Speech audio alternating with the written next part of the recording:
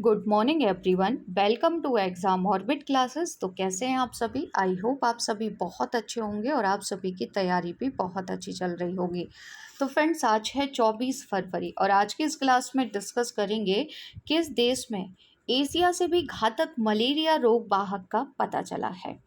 Chat GPT पर किस देश ने प्रतिबंध लगा दिया है? भारतीय नौसेना द्वारा विकसित स्वदेशी डेटा लिंक संचार का नाम क्या है? इजरायली एयरोस्पेस इंडस्ट्रीज ने भारतीय संगठन के साथ एक समझौता किया है, डिस्कस करेंगे। भारतीय नौसेना ने किस देश के साथ एक समझौता किया है? सनराइजर हैदराबाद ने किसे अपना कप्तान बनाया है? संगीत नाटक अकादमी फेलोशिप और पुरस्कार के बारे में डिस्कस करेंगे। श्री विश्व भूषण हरिश्चंद्रन ने किस राज्य के राज्यपाल के रूप में शपथ ले ली है, जानेंगे। The agriculture innovation mission for climate पहल क्या है, डिस्कस करेंगे। किस देश के प्रमुख रक्षा समूह ने HAL के साथ एक समझौता किया है? किस भारतीय अमेरिकी ने अमेरिकी राष्ट्रपति चुनावों के लिए अपनी उम्मीदवारी पेश की है? इसी के साथ टॉप 10 स्टैटिक जीके जीएस में आज का जो हमारा टॉपिक होगा वो होगा उच्च न्यायालय। लास्ट में कल की क्लास का रिवीजन भी करेंगे। तो अगर आप किसी भी एग्जाम की तैयारी कर रहे हैं तो ये क्लास आप सभी के लिए बहुत ही महत्वपूर्ण रहने वाली है। तो एक बार आप सभी सेशन को शेयर कर देंगे। चैनल पर नए हैं तो चैनल को सब्सक्राइब ज़रूर कर लेंगे। सबसे पहले आप सभी के लिए क्वेश्चन है जिसका आंसर आपको देना है कमेंट्स बॉक्स में। भारतीय नौसेना द्वारा विकसित स्वदेशी डेटा लिंक संचार का क्या नाम है? वायु लिंक, वायु समय, वायु ध्रुव या फिर वायु उड़ान? इस सवाल का आंसर आपको मिलेगा क्लास के लास्ट में और जिनको आंसर पता है वो लिखेंगे कमेंट्स बॉक्स में। तो सेशन को स्टार्ट करते हैं और आज का हमारा पहला सवाल है कि आर्टिफिशियल इंटेलिजेंस यानी कि AI से संचालित चैटबॉट चैट जीपीटी पर किस देश ने प्रतिबंध लगा दिया है? तो फ्रेंड्स याद रखेंगे, चाइना की गवर्नमेंट यानी कि चीन की सरकार ने चैट जीटीपी पर प्रतिबंध लगा दिया है। डिस्कस कर लेते हैं इसके बारे में। तो चीन सरकार का आरोप है कि इस चैटबॉट की प्रोग्रामिंग इस तरह की गई है जिससे पूछे गए सवालों का जवाब वह अमेरिकी नज़रिए से देता है। वहीं बात की जाए चैटबॉट की, तो चैटबॉट याद रखेंगे ये एक कंप्यूटर प्रोग्राम है जो यूज़र के सवालों को समझने और उनका जवाब देने के लिए आर्टिफिशियल इंटेलिजेंस यानी कि AI और नेचुरल लैंग्वेज प्रोसेसिंग का प्रयोग करता है। जैसा कि आप सभी जानते हैं कि इस समय चैटबॉट काफ़ी सुर्खियों में बना हुआ है। तो चैटबॉट से संबंधित जो एक्स्ट्रा करंट अफेयर है ना, वो भी हम इसी क्वेश्चन में कवर कर लेते हैं। जैसे कि वाइदू याद रखेंगे, ये चाइना की ही एक कंपनी है जिसने अपने चैटबॉट को अर्नी बोट नाम से लाने की यानी कि लॉन्च करने की घोषणा की है। इसी के साथ याद रखेंगे कि भारत के पहले चैट जीपीटी संचालित AI चैटबॉट जिसका नाम है लेक्सी, इसे आप सभी अच्छे से याद कर लेंगे। आगामी परीक्षा में यहाँ से क्वेश्चन बनने की संभावना है फ्रेंड्स, है ना। तो जो लेक्सी है इसे वेलोसिटी के द्वारा लॉन्च किया गया है। याद होगा आप सभी को, वार्ड नामक आर्टिफिशियल इंटेलिजेंस संचालित जो चैटबॉट है इसे गूगल ने लॉन्च किया है। UIDAI द्वारा जारी एक नए AI चैटबॉट का नाम है आधार मित्र। वहीं कृषि क्षेत्र के लिए भारत का पहला AI चैटबॉट जिसका नाम है अमा क्रूवशाई, इसे किसने लॉन्च किया है? तो उड़ीसा गवर्नमेंट के द्वारा हाल ही में इसकी लॉन्चिंग की गई है। तो 3 पॉइंट आपको यहाँ पर ईजिली अच्छे से याद रखने हैं। लेक्सी याद रखेंगे, वार्ड याद रखेंगे, आधार मित्र याद रखेंगे और कृषि क्षेत्र में जो लॉन्च किया गया है इसके बारे में भी आपको याद रखना है। पूछा जा सकता है कि किस राज्य की सरकार के द्वारा इसे लॉन्च किया गया है। तो अब डिस्कस कर लेते हैं चीन के बारे में। तो मैप में आप सभी चीन की लोकेशन देख सकते हैं। चीन के बारे में याद रखेंगे कि यहाँ के जो वर्तमान में प्रेसिडेंट हैं उनका नाम है शी जिनपिंग। चीन की मुद्रा को रेमेनबी कहते हैं और चीन की जो कैपिटल है वो है बीजिंग। इसी के साथ भारत के किन राज्यों और केंद्र शासित प्रदेशों की सीमा चाइना के साथ लगती है? लद्दाख, हिमाचल प्रदेश, उत्तराखंड, सिक्किम और अरुणाचल प्रदेश की जो अंतर्राष्ट्रीय सीमा है ये चाइना के साथ लगती है। कमेंट्स करके बताएंगे कि भारत के साथ जो चाइना की सीमा लगती है इसे किस नाम से जानते हैं। फ्रेंड्स, अगर आप लोग पहली बार चैनल पर विजिट कर रहे हैं तो चैनल को सब्सक्राइब कर लीजिएगा, साथ ही बेल आइकन दबाना बिल्कुल ना भूलें, जिससे आप सभी को जो क्लास का नोटिफिकेशन है वो सबसे पहले मिल जाएगा। साथ ही में इस क्लास की पीडीएफ बाद में आप सभी को टेलीग्राम चैनल पर मिल जाएगी। टेलीग्राम पर जाकर एग्जाम ऑर्बिट क्लासेस से लोगो आपको दिखाई देगा। जिसने भी टेलीग्राम चैनल ज्वाइन नहीं किया है वो ज्वाइन कर लीजिए, क्योंकि जितनी भी पीडीएफ होंगी या जो भी क्लास का नोटिफिकेशन होगा वो सभी आपको टेलीग्राम चैनल पर ईजिली मिल जाएगा। अगला सवाल है कि इजराइल एयरोस्पेस इंडस्ट्री ने किस भारतीय संगठन के साथ एक समझौते पर हस्ताक्षर किए हैं? तो ये समझौता वेल के साथ किया गया है। डिस्कस करेंगे इस समझौते के बारे में। तो भारतीय सशस्त्र बलों के लिए उत्पाद समर्थन सेवाओं का विस्तार करने के लिए एक संयुक्त उद्यम फर्म बनाने के लिए यह समझौता किया गया है। वहीं बात की जाए भारत इलेक्ट्रॉनिक्स लिमिटेड की, तो यह भारत सरकार के रक्षा मंत्रालय के अधीन एक सैन्य एवं नागरिक उपकरण एवं संयंत्र निर्माणी है। इसकी जो स्थापना है वो 1954 में की गई थी। वर्तमान में अध्यक्ष और प्रबंध निर्देशक हैं आनंदी राम लिंगम। इनका नाम याद रखेंगे आप सभी। भारत इलेक्ट्रॉनिक्स लिमिटेड का जो मुख्यालय है वो बेंगलोर कर्नाटक में है। अब आप कमेंट्स बॉक्स में लिखेंगे कि जो बेंगलोर है, बेंगलोर में और किस किस के मुख्यालय हैं। वहीं बात की जाए इजराइल की, तो मैप में आप सभी इजराइल की लोकेशन देख सकते हैं। इजराइल की राजधानी जेरूसलम है। इजराइल की याद रखेंगे जो सीमा है वो मेडिटेरियन सी से लगती है, यानी कि भूमध्य सागर से लगती है। इजराइल के वर्तमान में पीएम हैं बेंजामिन नेतन्याहू। यहाँ के वर्तमान में प्रेसिडेंट हैं इसाक हर्जोग। तो इतनी सी जानकारी आप सभी को इजराइल के बारे में याद रखनी है। साथ ही में इजराइल से संबंधित जो करंट अफेयर है वो डिस्कस कर लेते हैं। किस देश ने घरेलू सुरक्षा को बढ़ावा देने के लिए एक नेशनल गार्ड बल के निर्माण की घोषणा की थी? इजराइल ने। हरियाणा सरकार ने किस देश के साथ क्षमता निर्माण और एकीकृत जल संसाधन प्रबंधन में एक संयुक्त घोषणा पर हस्ताक्षर किए? तो ये इजराइल के साथ किए गए थे। किस देश ने euro third anti ballistic missile का सफल परीक्षण किया? इजराइल ने। याद होगा आप सभी को हाइपा बंदरगाह जिसे अडानी समूह ने अधिग्रहण किया है या लीज पर लिया है, तो ये कहाँ पर है पूछा जा सकता है, तो याद रखेंगे ये भी इजराइल में आता है। नेक्स्ट क्वेश्चन है कि श्री विश्वभूषण हरिचंदन किस राज्य के 9वें राज्यपाल के पद और गोपनीयता की इन्होंने शपथ ली है? तो याद रखेंगे ये छत्तीसगढ़ के नए गवर्नर होंगे। शपथ इन्होंने जो शपथ है इन्हें किसने दिलाई है? तो याद रखेंगे उच्च न्यायालय के मुख्य न्यायाधीश अरूप कुमार, जो कि छत्तीसगढ़ के वर्तमान में उच्च न्यायालय के मुख्य न्यायाधीश है। इससे पहले हरिचंदन आंध्र प्रदेश के गवर्नर रह चुके हैं। वहीं बात की जाए कि राज्यपालों की जो नियुक्ति है ये कैसे की जाती है, तो फ्रेंड्स याद रखेंगे संविधान के अनुच्छेद 153 में कहा गया है प्रत्येक राज्य के लिए एक राज्यपाल होगा। आर्टिकल 155 कहता है कि राज्य के राज्यपाल को राष्ट्रपति द्वारा अपने हस्ताक्षर और मोहर के तहत वारंट द्वारा नियुक्त किया जाएगा। आर्टिकल 156 कहता है कि राज्यपाल राष्ट्रपति के प्रसाद पर्यंत पद धारण करेगा, लेकिन राज्यपाल यानी कि गवर्नर का जो कार्यकाल होगा वो 5 वर्ष का होगा। आर्टिकल 157 और 58 कहता है कि राज्यपाल की योग्यता और उसके कार्यकाल की शर्तों को निर्धारित किया गया है। राज्यपाल को भारत का नागरिक होना चाहिए, ये आप सभी जानते होंगे। 35 वर्ष की आयु पूरी कर लेनी चाहिए। राज्यपाल को संसद या राज्य विधानमंडल का सदस्य नहीं होना चाहिए, इस पॉइंट को अच्छे से नोट कर लेंगे। किसी अन्य लाभ के पद पर भी नहीं होना चाहिए। राज्यपाल की स्थिति की परिकल्पना एक राजनीतिक प्रमुख के रूप में की गई है, जिसे राज्य के मंत्री परिषद की सलाह पर कार्य करना होता है। तो ये थी राज्यपाल के बारे में कुछ एक्स्ट्रा जानकारी जो कि आप सभी को याद रखनी है। अगला सवाल है कि समुद्री सुरक्षा में सहयोग को बढ़ावा देने के लिए भारतीय नौसेना ने किस देश के साथ एक समझौते पर हस्ताक्षर किए हैं? तो भारतीय नौसेना के द्वारा ये जो समझौता किया गया है ये सेशल्स के साथ किया गया है।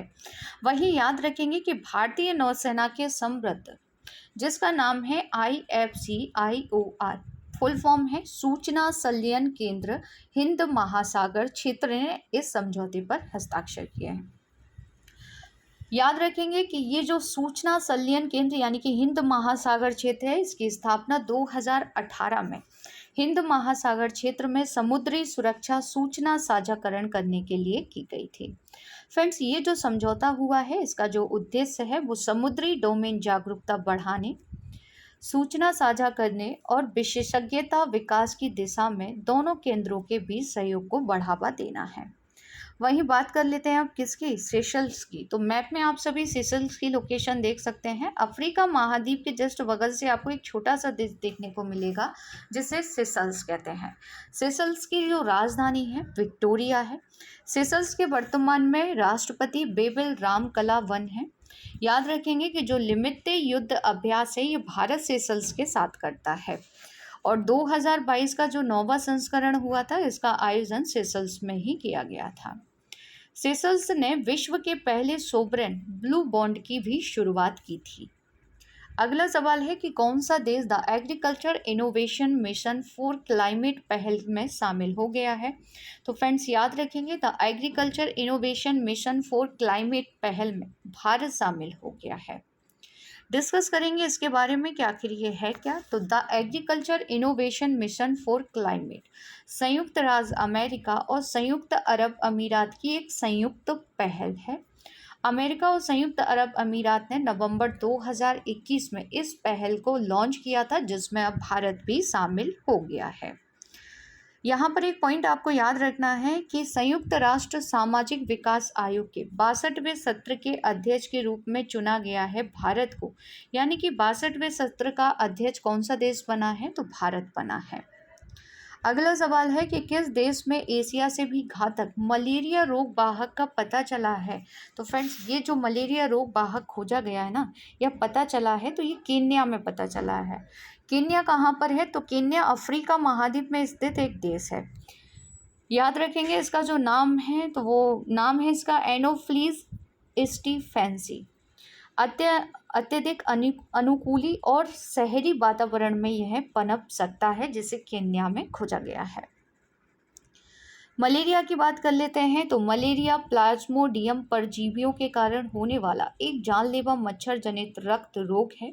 यह मुख्य रूप से अफ्रीका, दक्षिण अमेरिका तथा एशिया के उष्णकटिबंधीय एवं उपोष्णकटिबंधीय क्षेत्रों में पाया जाता है। अब डिस्कस करेंगे केन्या के बारे में। तो मैप में आप सभी केन्या की लोकेशन देख सकते हैं। केन्या की जो राजधानी है नैरोबी है। केन्या के वर्तमान में प्रेसिडेंट विलियम रूटो हैं और केन्या की करेंसी को कहते हैं केन्याई सीलिंग। नेक्स्ट क्वेश्चन है कि किस देश के प्रमुख रक्षा समूह ने भारत की एयरोस्पेस फर्म हिंदुस्तान एयरोनॉटिक्स के साथ एक समझौते पर हस्ताक्षर किए हैं। तो फ्रेंड्स ये जो समझौता है ये संयुक्त अरब अमीरात ने किया है, यानी कि संयुक्त अरब अमीरात की एक फर्म ने किया है हिंदुस्तान एयरोनॉटिक्स लिमिटेड के साथ। ये जो समझौता है ये संयुक्त अरब अमीरात रक्षा एक्सपो जिसका आयोजन 20 से 24 फरवरी तक किया जा रहा है, यहीं पर यह समझौता हुआ है। अब आप मुझे कमेंट्स करके बताइए कि जो डिफेंस एक्सपो है 2022 में डिफेंस एक्सपो का आयोजन कहाँ पर किया गया था। वहीं बात की जाए समझौते की तो अज्ञापन संयुक्त डिजाइन और मिसाइल सिस्टम और मानव रहित हवाई वाहन जिसे हम कहते हैं ड्रोन के विकास से संबंधित है।